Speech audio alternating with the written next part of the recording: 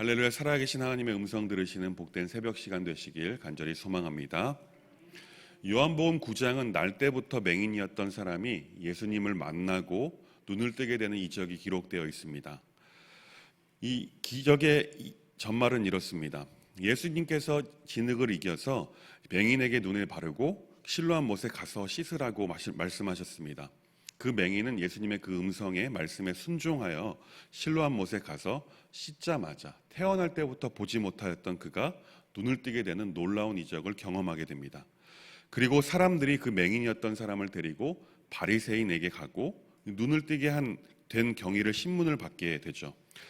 이 안식일에 일하지 말라는 율법을 근거로 맹인의 눈을 뜨게 한 예수님을 죄인이다라고 치부하기까지 합니다. 그러면서 안식일을 지키지 않은 사람은 하나님께로부터 온 사람이 아니다라고 하면서 이러한 표적을 행할 수 없다라고 하면서 그 이적마저도 부정하게 되는 거죠. 맹인이 자신의 눈을 뜨게 한 예수님을 선지자로 인식을 하고 그들에게 담대히 선포하고 있습니다. 그러나 그 맹인이었던 사람의 말을 믿지 않고 그 사람의 부모를 불러 치조합니다. 바리새인들은 갑자기 나타나 맹인의 눈을 뜨게 한 사람의 정체가 궁금함과 동시에 자신들이 가지고 있었던 그 기득권을 놓지 않고자 하는 마음이 있었던 것입니다. 상식적으로 날 때부터 맹인이었던 사람이 눈을 뜨게 되었다. 그럼 다 같이 기뻐하고 그냥 하나님께 감사하며 영광을 돌리면 되는 것인데 안식일에 이 일이 일어났다고 하여서 예수님을 죄인이라고 치부하고 그 이적 자체도 믿지 못하고 이 맹인이었던 사람을 불러서 취조하듯 하고 이제는 그의 부모님까지 불러 취조를 하고 있는 것입니다. 이 부모를 불러 물었지만 그의 부모님들도 다시금 아들에게 대답을 넘기게 됩니다.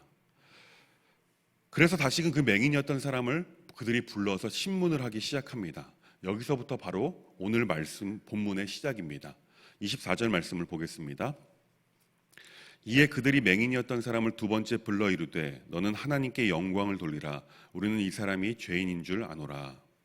이 날 때부터 맹인이었던 사람에게 대한 이 유대인들의 강압적인 이 모습은 무죄하신 예수님을 죄인으로 더 조사하지도 않고 단지 안식일에 눈을 뜨게 했다는 이유만으로도 정죄하고 있는 것입니다. 이것은 자신들이 범죄하고 있는 큰 죄악은 보지 못하고 있음을 신랄하게 보여주는 대목입니다. 사실 24절 말씀을 통해서 이 유대인들의 속마음을 알 수 있어야 합니다.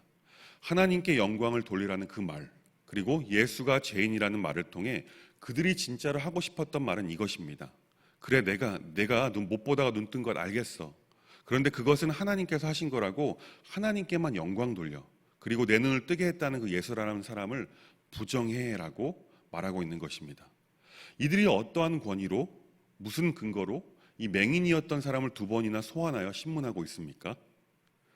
그들은 재판관도 아니면서 자신들이 가지고 있었던 그 기득권과 그 권력을 새롭게 등장한 예수라는 사람에게 빼앗길까 두려워 이러한 잘못을, 이러한 죄악을 저지르고 있는 것입니다. 그런데 진짜를 만나고 경험한 사람은 이러한 위협 속에서도 기가 죽지 않는 것이죠. 당신들이 그를 죄인이라고 하는데 나는 그건 모르겠어. 내가 확실히 아는 것은 내가 전에 맹인이었었던 것과 그리고 이제는 본다는 것뿐이다 라고 담대하게 선포하고 있는 것입니다. 그 맹인이었던 사람의 기세에 한풀 꺾인 유대인들이 다시금 질문합니다. 26절 말씀입니다. 그들이 이르되 그 사람이 내게 무엇을 하였느냐? 어떻게 내 눈을 뜨게 하였느냐? 유대인들의 속마음은 이것입니다. 와, 이 사람 이렇게 윽박질러도 안 통하네? 회유작전으로 돌아가자면서 이렇게 질문하고 있는 것입니다. 그 질문에 맹인이었던 사람은 이렇게 대답합니다. 전에 물어보았을 때 내가 분명하게 말하지 않았습니까?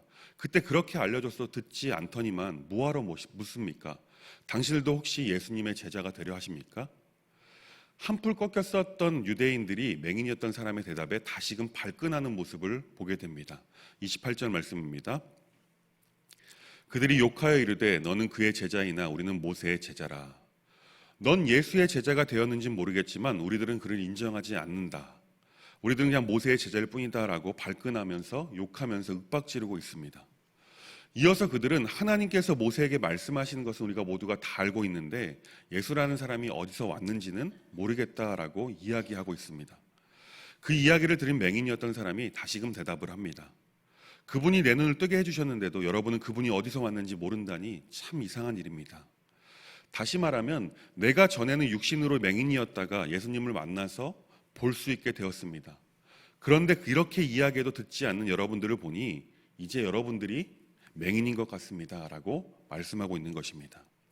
이어서 그는 하나님께서는 죄인들의 말을 듣지 않으시지만 하나님을 공경하고 그의 뜻을 행하는 사람의 말은 들어주신 줄을 우리가 알고 있습니다. 이 나면서부터 눈먼 사람이 눈을 뜨게 되었다 하는 말은 태초부터 지금까지 들어본 적이 없습니다. 그분이 하나님께로부터 오신 분이 아니라면 아마 아무 일도 하지 못하셨을 것입니다. 이렇게 말하고 있는 것입니다. 영적으로 맹인된 유대인들을 향해 맹인이었던 사람이 이 담대한 복음 전파에도 그들은 여전히 듣지 않고 도리어 넌 죄 가운데 태어났음에도 그래서 맹인이었잖아. 우리들을 가르치려 한다라고 하면서 그를 내쫓게 됩니다. 이 예수님을 만나고 육신의 연약함과 신앙의 변화를 경험한 이 맹인이었던 사람에게서 우리는 우리의 모습을 발견할 수 있어야 합니다. 우리도 전에 영적인 맹인이었지만 우리도 하나님을 만나고 복음을 받아들이고 나서 변화를 받았습니다. 믿으십니까? 그렇다면 우리가 해야 할 것이 무엇이겠습니까? 바로 오늘 맹인이었다가 보게 된 사람이 유대인들, 당시에 기득권을 가지고 있었던 그 권력을 가지고 있었던 사람들의 핍박에도 담대히 복음을 전했던 것처럼 우리도 이제는 복음을 전하는 삶을 살아야 한다라는 것입니다. 아무리 세상이 우리를 핍박한다 하더라도 우리는 절대로 굴하지 않고 우리가 경험한 하나님을 전해야 한다라는 것입니다. 이것이 증인의 삶이고 증인이 말하는 증언은 힘이 있다라는 사실을 믿으시기 바랍니다. 이처럼 우리 모두는 이미 예수님의 증인이고 또한 우리의 삶 속에서 경험한 하나님을 증언해야 하는 그런 의무가 있음을 믿으시기 바랍니다. 우리도 우리가 속한 곳에서 증언하는 삶을 살다가 오늘 맹인이었다가 보게 된 사람처럼 핍박과 어려움을 당할 수도 있을 것입니다. 그래도 우리가 해야 할 것은 이 어려움 속에서 그 힘든 과정 가운데 하나님을 담대히 전해야 한다라는 것입니다. 요사이 젊은 세대들 사이에서 코로나로 인해서 자신이 교회에 다니고 있음을 당당히 드러내지 못하고 있는 경우가 많다라고 합니다. 심지어 교회 나가지 말라는 직장 앞에 교회에 나오지도 못하고 온라인으로만 겨우 예배하며 겨우겨우 신앙을 유지하고 있는 분들이 우리 교회에도 있다는 사실을 알고 계십니까? 물론 교회 간다고 하면 불이익을 당할 수 있다라고 합니다. 심지어 교회 간다고 직장을 강제 퇴사당하신 분도 있다라는 사실을 제 지인 목사님에게 들었습니다. 물론 오늘 본문 상황과 완전히 똑같지는 않지만 지금 이 시대도 예수님을 믿는 문제로 인해서 핍박을 받고 있는 시대라는 것은 본문의 시대와 일맥상통합니다. 이렇게 믿음을 지키기 어려운 시기에, 신앙을 지키기 어려운 시기에 우리는 어떠한 선택을 하면서 살아야 할까요? 제 개인적인 이야기를 하자면 저는 조금 무대뽀적인 성향을 가지고 있습니다. 제가 맞다고 믿는 것은 그것이 있다면 저는 밀어붙이려는 그런 성향이 있습니다. 그래서 청년 시절 때 직장을 다닐 때 매년 휴가를 잡게 되잖아요. 그때 전 직장에서 막내였습니다. 3년 반 동안 아무도 들어오지 않고 위에서 아무도 나가지 않아서 3년 반 동안 계속 막내 생활만 했습니다. 근데 휴가는요, 제 스케줄에 모든 분들이 다 맞춰주셨습니다. 왜냐하면 휴가 시절마다 전 교회 수련회 일정과 맞춰서 휴가를 잡으려고 했었는데 처음에는 안 된다라고 말씀하셨었어요. 그래서 제가 이사님에게 찾아가서 죄송하지만 휴가만큼 못 맞춰주시면 저는 퇴사할 수밖에 없습니다라고 이사님에게 가서 말씀을 드렸습니다. 근데 감사하게도 하나님께서 마음 움직여 주셔서 그렇게 처음 말하고 나서부터는 제 휴가는 모든 상사분들이 제 휴가 스케줄에 맞춰서 감사하게도 해주셨습니다. 저는 사실 자신 하나가 있었거든요. 회사를 다니면서 회사는 저를 통해서 수많은 영업이익을 올렸었고 만약 퇴사할 수밖에 없는 상황이 된다면 하나님께서 앞으로의 삶도 지켜주시리라 또한 인도하시리라 믿어 의심하지 않았던 것입니다. 물론 이렇게 모든 분들이 할 수 없다라고 생각합니다.